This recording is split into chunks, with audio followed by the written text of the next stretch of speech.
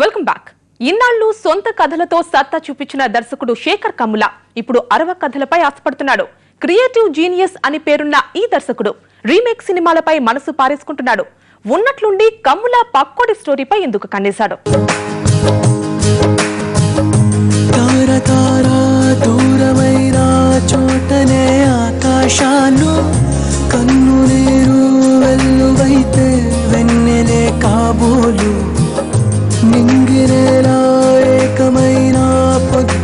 సింధూరాలు నీకు నేను చేరువైనా ఎందుకో దూరాలు. శేఖర్ కమ్ముల ఈ దర్శకుడికి తెలుగులో మంచి ఇమేజ్ ఉంది.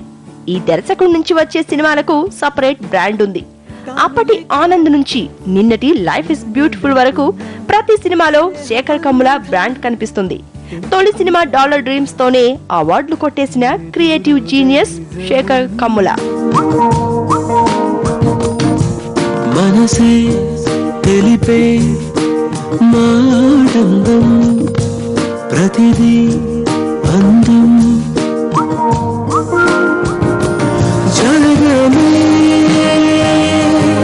కానని అందం.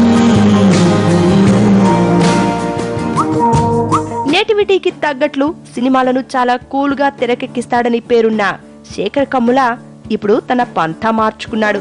సొంత కథలతో మెప్పించిన ఈ దర్శకుడు లేటెస్ట్ గా ఓ కథను అరువు తెచ్చుకుంటున్నాడు. హిందీలో సూపర్ హిట్ అయిన విద్యా బాలన్ కహానీని సౌత్ లో రీమేక్ చేస్తున్నాడు శేఖర్ కమ్ముల.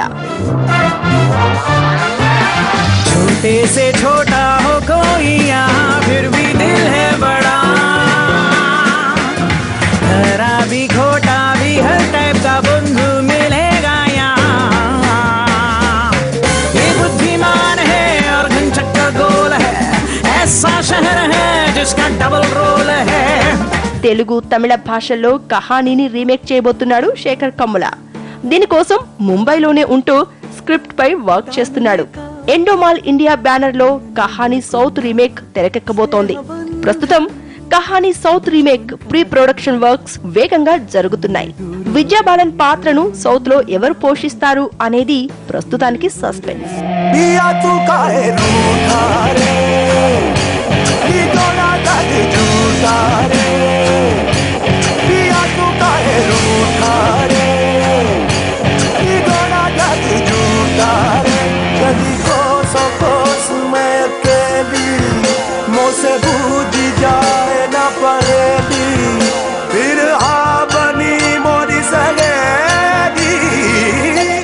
శేఖర్ కమ్ముల కంటే ముందు మరో క్రియేటివ్ డైరెక్టర్ శంకర్ కూడా అరువు కథతో ఆడియన్స్ ముందుకొచ్చి బోల్తా కొట్టాడు.